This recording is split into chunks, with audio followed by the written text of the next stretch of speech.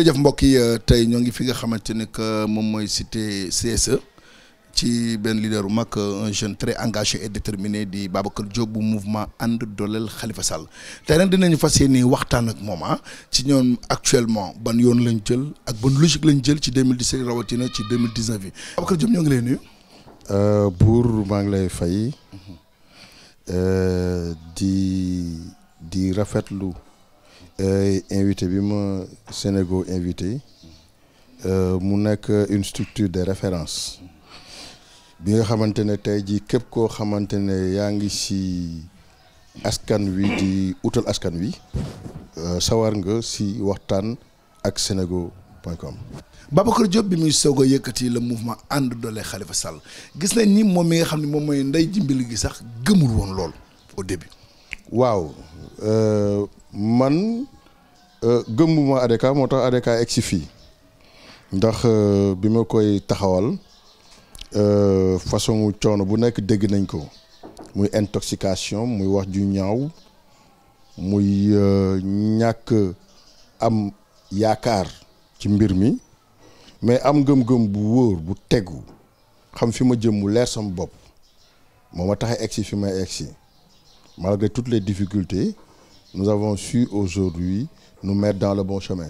ñu ngi si yoon bi te incha allah dañu xàcc te dañuy dóor dañu départ te dañuy egg incha allah. ñu gis ni Babacar Diop combat bi mu porté pour Khalifa Sall Khalifa am na yeneen lieutenant xëy na yu dul Babacar Diop mais dañu gis ni Babacar Diop ni mu porté le combat maanaam est-ce que gisoo ni que Babacar Diop daf ci dugal loxoom ba mu ëpp. waaw combat bi au contraire man damay naan combat bi ku ñëw dag ñu si fekk ndax combat bi ñun biñ koy porté en 2010 2011 kenn xalaatul woon sax ne Khalifa dina egg si fii ndax Khalifa il était maire de Dakar ñun ñu jàppoon ne Khalifa Sall c'est un espoir pour ce pays c'est un espoir pour la nation ñu créé woon le mouvement ànd dooleel Khalifa Sall ñu defoon ko au niveau national maintenant pour bañoon ay problème au sommet du parti socialiste nit ñi waxoon ne nañu réduire suñu ambition au niveau départemental alors au niveau départemental nous avons sillonné les 19 communes de la ville de Dakar suite maintenant à notre objectif atteint au niveau du département de Dakar nous avons décidé de l'étendre au niveau national tey jii nii les 14 régions du Sénégal dañ fa taxaw les 45 départements du Sénégal dañ fa taxaw mais aujourd'hui les 599 collectivités locales 400 et poussière ñu ngi foofu noonu donc liggéey bi dañ koy eggali et incha allah on s'est donné un objectif d'ici mois de mai les 599 collectivités locales ADK dina fa taxaw ak teewaay bu wóor donc une fois de plus ñun ku si ñëw parmi ce que vous dites des lieutenants qui sont des camarades de parti ñooñu noonu ku ci ñëw ne da ngay xeex la Khalifa Sall dag ñu si fekk. waaye Babacar Diop di xeexal koo xam ne amagul benn courage pour wane li mu bëgg exactement parce que li cool yi bëri yëpp Khalifa taxawagul fësal ses ambitions donc yéen ñi porter le combat est-ce que après dina ko jar ndax bu signalé gauche ba mu yàgg après jàdd de droite bu boobaa yéen nag ngeen koy dundee. waaw c'est-à-dire que dire que Khalifa Sall ku ragal la mooy ñàkk xam nit ki Khalifa Sall ñëpp xam nañ ne doomu Grand Yoff la et que fi mu cosaanoo màggee fa boo fa demee dugg fa taxaw di nga xamante ne Khalifa Sall mënul doon nit ku ragal et une fois de plus Khalifa Sall mënul doon ku ragal ndax ñëpp gis nañ ne quand il s'agissait de faire le déguerpissement autant pour moi des marchands ambulants il fallait un très grand courage. non yooyu moom yooyu grave quoi mais maanaam xam un courage politique quoi. non janvier non loolu courage politique la ndax ñooñu noonu muy ay marchands ambulants boo leen dindee dootoo falu donc ki nga xamante ne am na courage dindi ces marchands ambulants kooku loolu courage politique la une fois de plus mais damay ñëw si li nga bëgg mu wax mu leer Khalifa dafa am fu mu jëm et politique ça ne sert à rien de se dévoiler au moment inopportun tey Khalifa Sall da ngeen ne waxul ne moom dafa am ay ambition au niveau de la magistrature suprême mais logique pour logique Khalifa lan moo ko empêché woon mu rangé wu ginnaaw Macky Sall ñi may ko jàmm au niveau de la ville de Dakar ñëpp xam nañ ne au niveau de la ville de Dakar il est attaqué par le régime, bloqué ses projets par le régime. Alors s'il n'avait pas d'ambition, pourquoi moom mënul sukkandiku ci ay digalu parti socialiste bi nga xamante suñu secrétaire général Tanor Dieng moo ko yore topp Macky Sall comme moom ni mu toppee si ginnaaw Macky Sall. Pourquoi Khalifa Sall refusait catégoriquement ne du topp si ginnaaw Macky Sall? C'est parce que ambition yi nga xamante ne moom la Macky Sall am pour defar Sénégal Khalifa Sall moom la am te jàpp nañ ne ñun ñoo ko gën a xam luy réew. Donc une fois de plus ce n'est pas un problème de ragal mais c'est par stratégie politique. Ana ñi taxawoon ñu ne 2007 ay candidats la ñu woon yow 2006 xamoo ndax 2017 mooy doon candidat xamoo ndax 2019 mooy doon élection présidentielle yow ñu ñëw taxaw. Je peux citer le cas de Idrissa Seck entre autres mais tey jii nii 2017 amul élection seen wax jooju fan la sukkandiku mais dafa naxasaay. Donc une fois de plus ñun on ne peut pas être plus royaliste que le roi. Macky Sall du mooy gérer le calendrier républicain bu prononcé woon ne suba day dem élection législative ñu jàkkaarloog moom ñun nag ñu ngi liggéey sans tambour ni trompette et une fois de plus ba bu ñu fa toll dinañ wane ñu. mais tamit Babacar bi ñuy maanaam bi la parti socialiste di dem ci congrès. yow bokkoon nga wala mënoon nañ ni que yaa nekkoon seule personne bi gëmoon ni que Khalifa war na mën a teg candidature am pour que en fait mën a jël secrétariat wu parti bi mais gisoo ni que en fait est-ce que maanaam le combat est perdu d'avance mooy que le fait que bi ñu demee congrès mu bañoon ne bokkul ba Tanor jël secrétariat parti bi ak parti socialiste maanaam discipline de parti bi ñuy doxee mu toog ba léegi bëgg a jaar coono boppam est-ce que gisoon nga ne que échec bi du foofu depuis le début. Non une fois de plus buur foofu mënul nekk échec ndax Khalifa ci ay principe rek lay dox. Le parti socialiste dafa am ay textes am ay règlements intérieurs yu ko régir donc ñun du ñu dox ci ay humeur lii moo la neex loolu ngay def lii moo la neexul doo ko def ñun tey jii nii tant que ñu ngi respecter les textes du parti ñun dañ ciy soumettre parce que loolu moo ñu boole ñun ñëpp muy les textes du parti kon Khalifa Sall deful lu ko neex Khalifa Sall depuis le début il a alerté. mooy que ñun tey jii nii si vous parlez en tout cas les élections présidentielles de 2000 du parti socialiste ñun alerté nañu après la vente des cartes du parti socialiste le parti socialiste a toujours été un parti de phare un parti de référence que ñu ne ñun parti socialiste xel mënul nangu ñuy am fii ay élections ak bu mu mënti doon te parti socialiste du am candidat alors on s'est réunis au comité central bi ñu dajee comité central lan la ñu waxtaan. mooy que par A ou par B le parti socialiste aura un candidat kon tey jii bu ñu demee ba nga xamante ne dugg nañ ba ci biir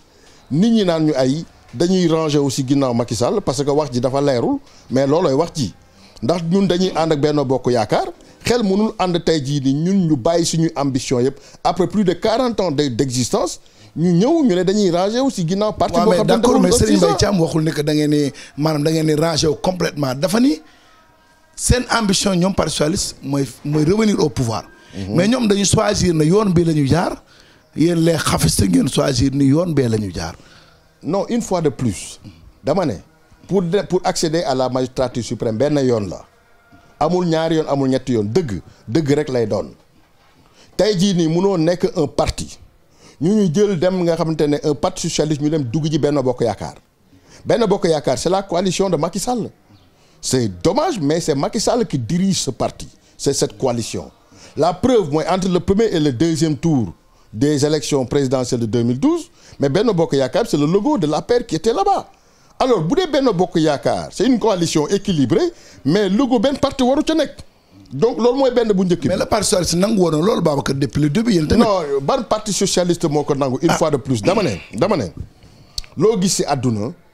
même boo ko tàmbalee dafay am amélioration. Nous avons constaté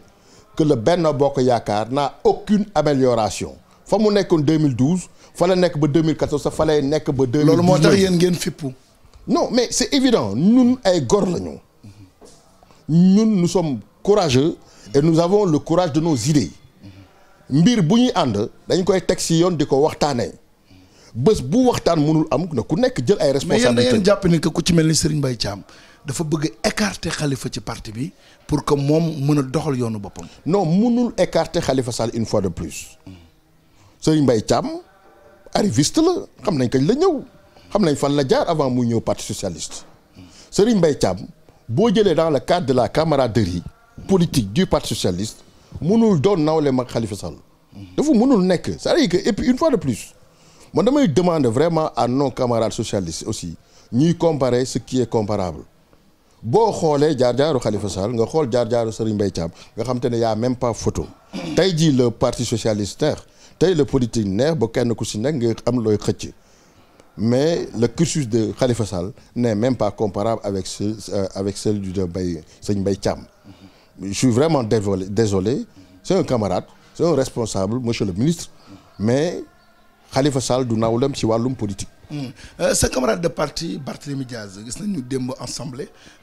jokkoon nañu def la ñu waroon def maanaam la mu bëggoon mooy yëkkati li nga xamante ne que moom mooy mbalaanu kiraay gi nga xamante ne que moom moo ko làkkoon ba mu war a dem ci yoon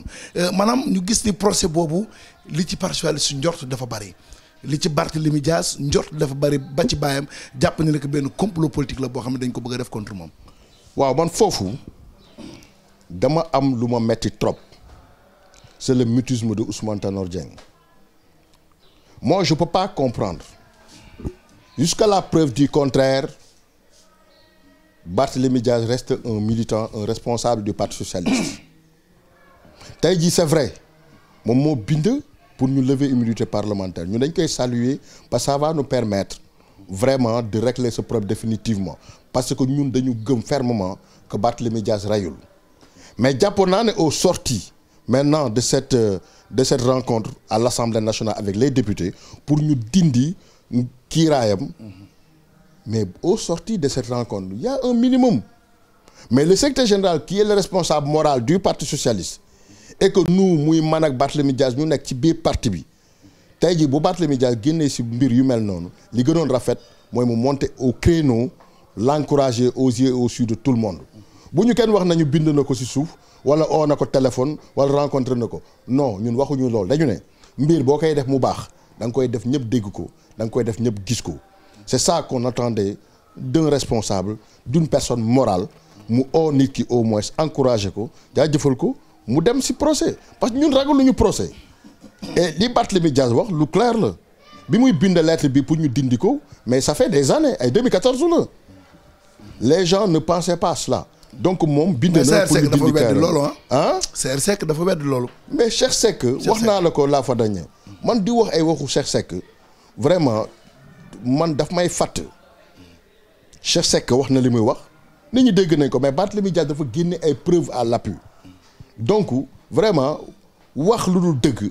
ak wax dëgg du benn dëgg rek lay doon. Babacar Diop ADK suñu laaj bu mujj mooy que yéen a ngi jëm ci ay législatives 2017 jëm ci ay présidentielles 2019 ñu gis que Tanor tey la gën a déterminé wu ne Parti socialiste du ko bàyyi ak kenn bu fekkee ni que si c'est le cas yéen ak seen maanaam seen leader Khalifa Sall qu'est-ce que vous allez faire nag ngeen def. dama ne ñun muy taw wala muy sewet génn ñu Parti socialiste te du kenn moo ñuy génnee Parti socialiste man Babacar Diop kenn mënu ma tere exprimer wu non au nom et pour le compte du Parti socialiste ça c'est un de deux ñun dañuy dem élection te su bannière Parti socialiste la ñuy demee.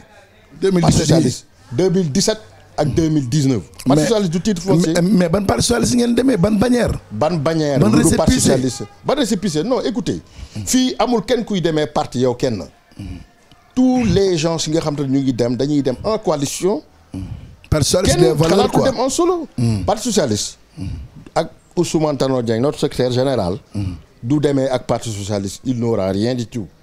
dañuy dem dugg ci biir Benno Bokk Yaakaar bi qui regroupe des dizaines et des vingtaines de partis politiques. C'est une coalition. Autant pour nous